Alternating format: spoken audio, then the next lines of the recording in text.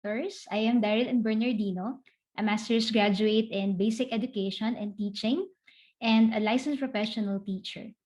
I'm going to be discussing and sharing with you my experience in having group works using the breakout rooms and multiple Google meetings in grade 3 last school year. I am now a grade 3 Araling Panlipunan or Social Studies teacher in Ateneo de Manila Grade School. So here's our context and the AP team last school year.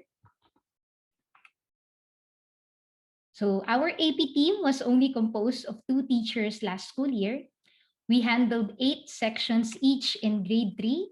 So for each section, we have a total number of 30 to 31 students per section. And we had a 1-hour session per week in Araling Panlipunan. Our AP curriculum started to adapt our DepEd K-12 curriculum, and we focused in understanding their region. And Mr. Victoria and I decided only to focus in one region since most of our students live in the NCR.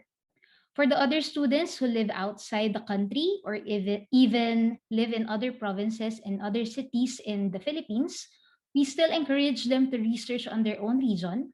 But for the group graded assessments, we included them in the NCR group first.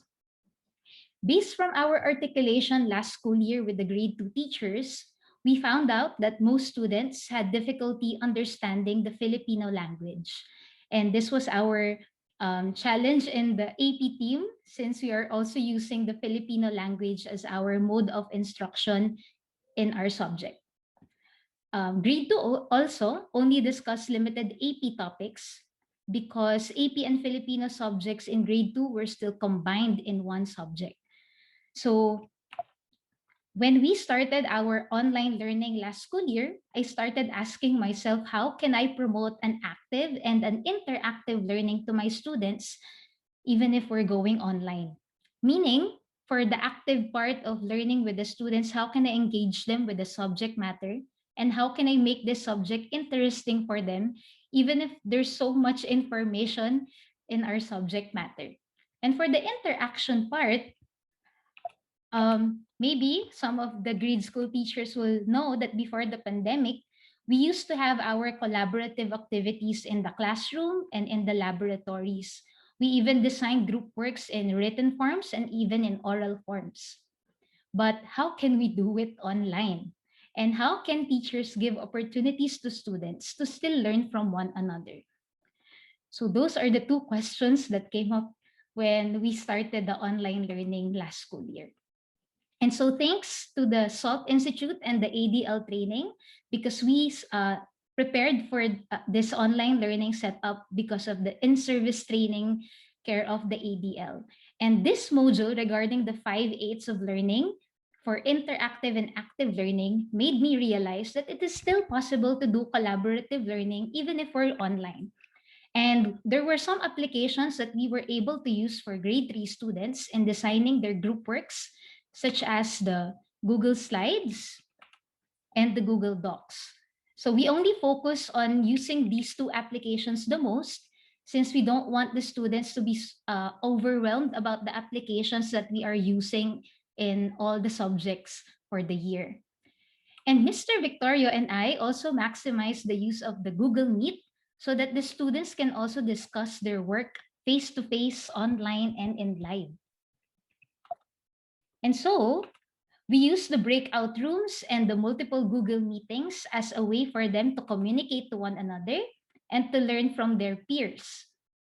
This is also a way for us to express their ideas to one another, especially that we only have 1 hour for the session in AP. We don't have really a good number of time or good amount of time for students to really share all of their answers for 1 hour. And of course, this is an opportunity for them to collaborate in working on their non-graded and graded assessments. And for teachers, this is a way for us to lessen our 240 plus individual assessments that the teachers need to check for each quarter. So how did we do it? So for the procedures for our group works online, of course, we started with the planning stage.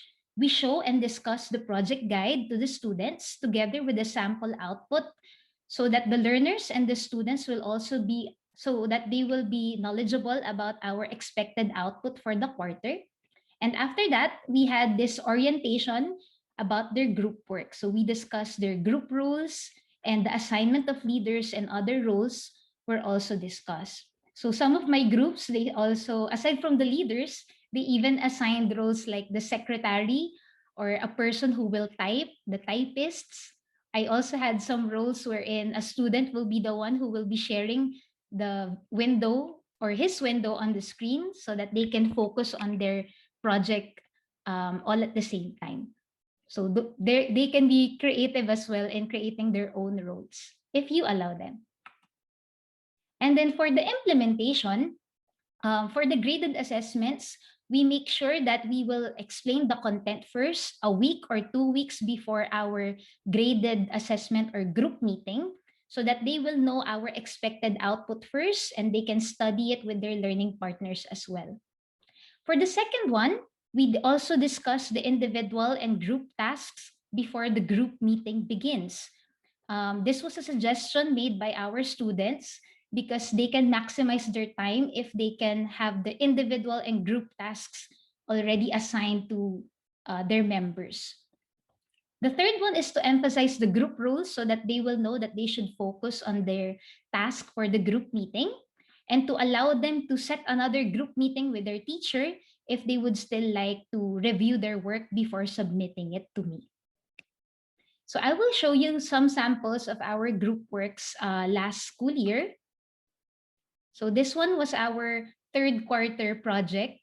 No, it's not a project actually. It's a non-graded assessment. The title of our module was the kinds of settlement here in the Philippines. So we had an activity wherein students were given situations and they are going to pick some materials or choose some materials that they can use to have a better living for that specific group. And we use Google Docs here for our activity. So as you can see, most of my students really participated in the Google Docs activity, especially that they were also doing this online using our breakout rooms. We also use the Google Slides for this next presentation here.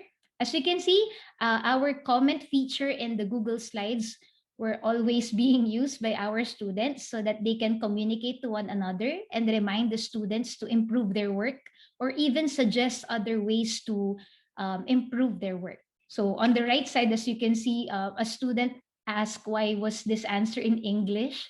And so my other students suggested to use Google Translate or maybe a dictionary to help him try to make that sentence in Filipino. This is also another way for me to communicate with the students who were having difficulty with the Filipino language or even the AP topic itself.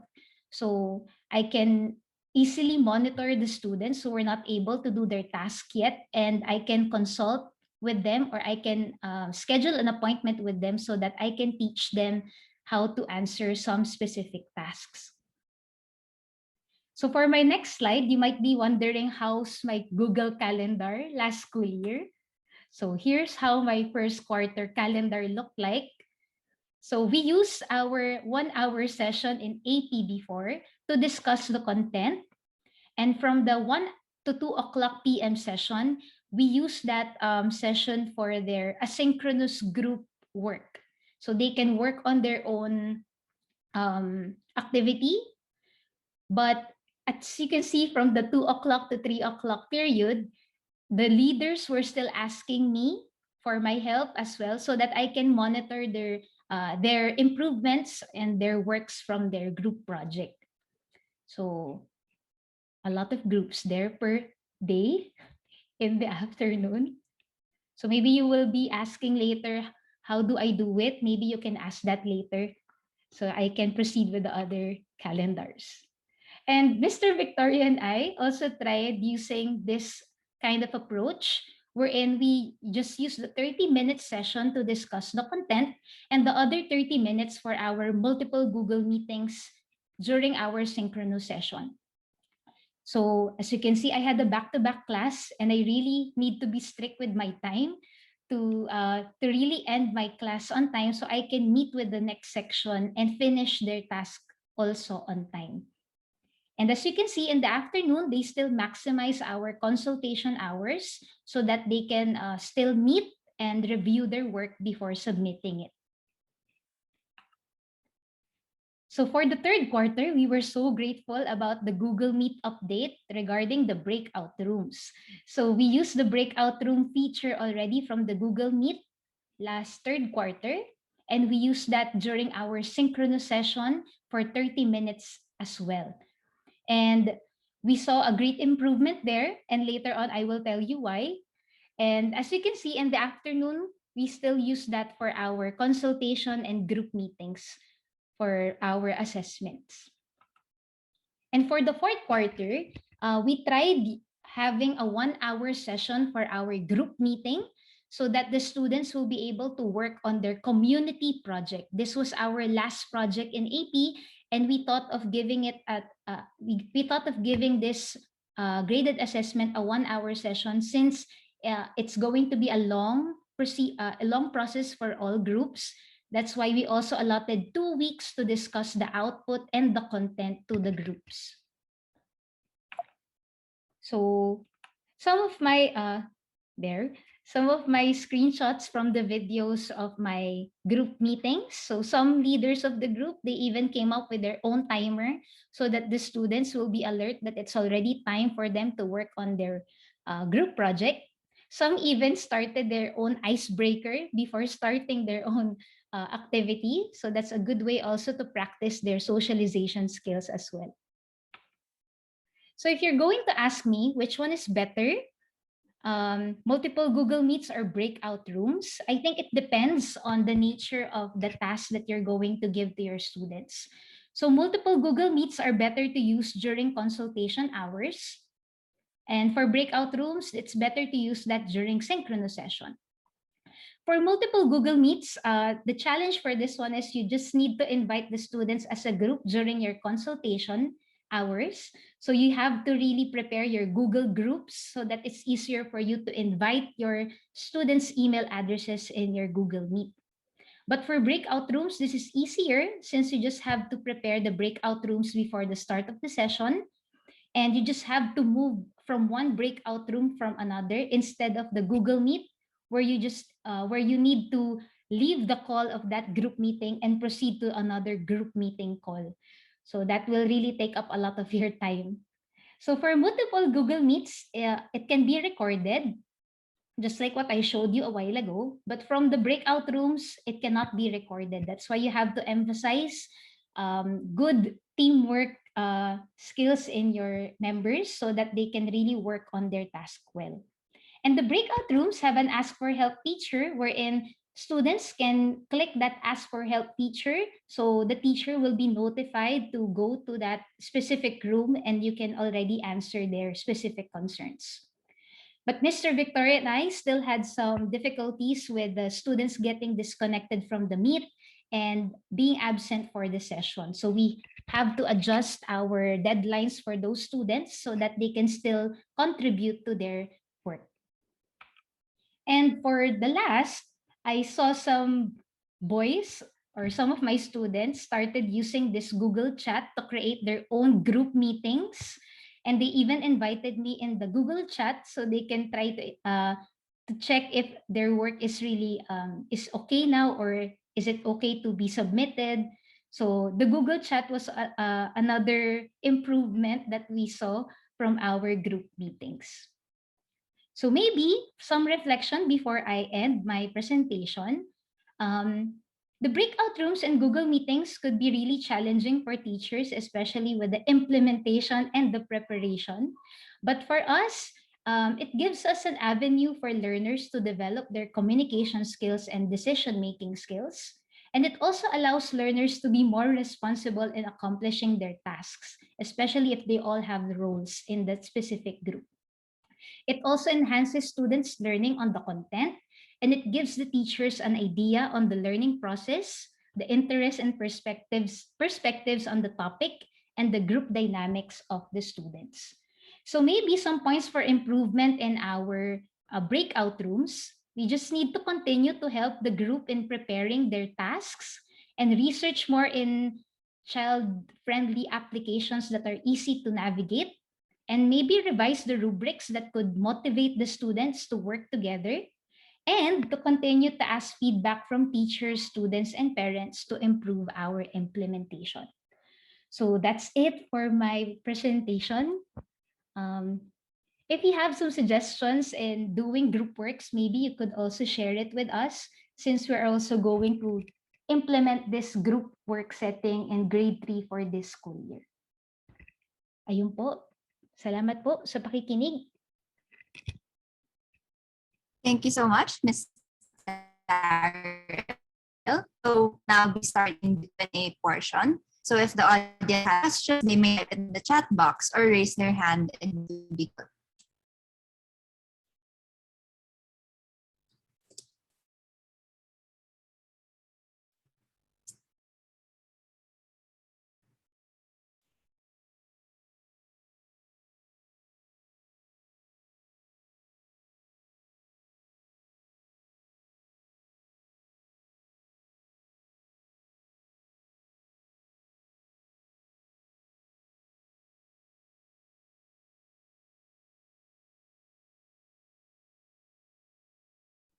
Okay, I will read a message from a teacher here in our chat box. What, if any, difficulties did you experience with learning partners regarding group work, and how did you deal with them? Okay, last first quarter, we started doing our group works in our AP subject, and some parents tried to intervene with their son's work. And I even saw some parents in the Google Meet trying to tell the answer to their sons. So what I did was to just reiterate our group rules again, and I tried to ensure the parents that I will be there supervising the groups and their sons while doing the work. And the comment feature from our Google Docs and Google Slides will help if they still have some questions that needed to be answered. So that's what I did. So you really have to ensure the parents that you will be there for your that you will be there for their sons for the group meeting as well.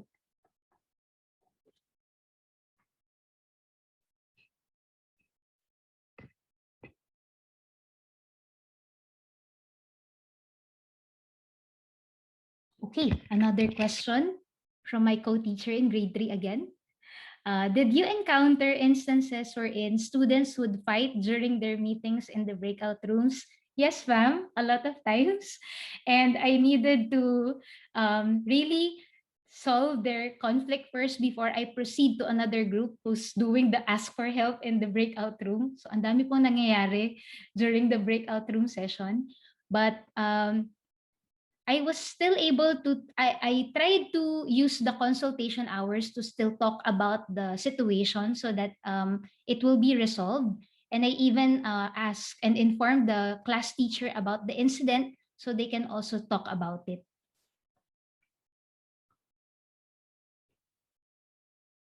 Okay. How did you make sure that everyone was actively contributing to the group work? Okay, thank you for this question. From the first quarter and the third quarter, we were not able to give them the individual task and group tasks yet. And the students in our Kamusta Ako or evaluation form that we always ask the students to answer, one of the one of the common suggestions from our classes was to have that individual task and group tasks already, so that during the group meeting, they can already talk about their approach on their group work. Will they do the individual task first or the group task first? So once you visit the breakout rooms, they are already starting working on their own group work as well.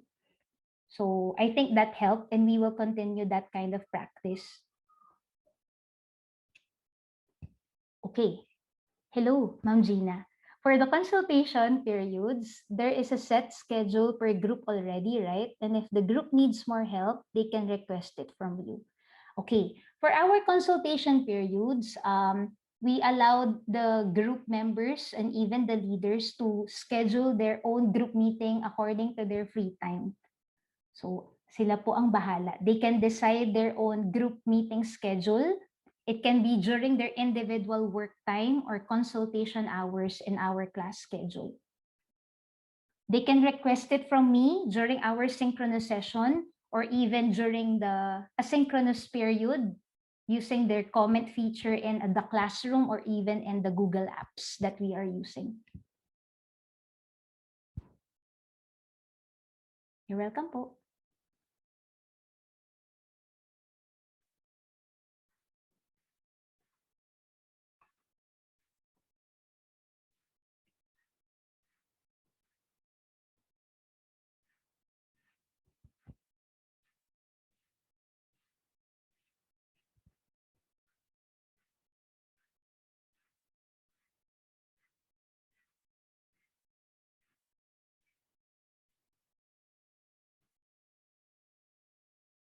Okay, maybe let me just add my experience last year.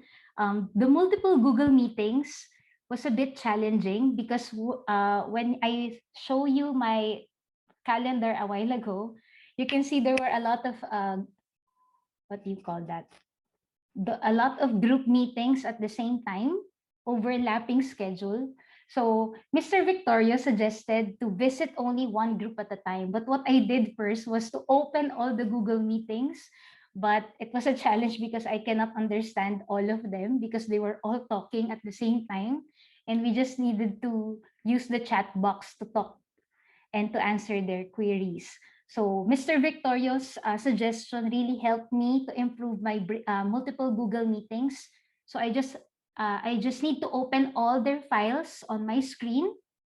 So if I'm not there in the Google Meet, I can just simply chat the group members who are having questions, and then I can proceed there after that. So you can do that as well.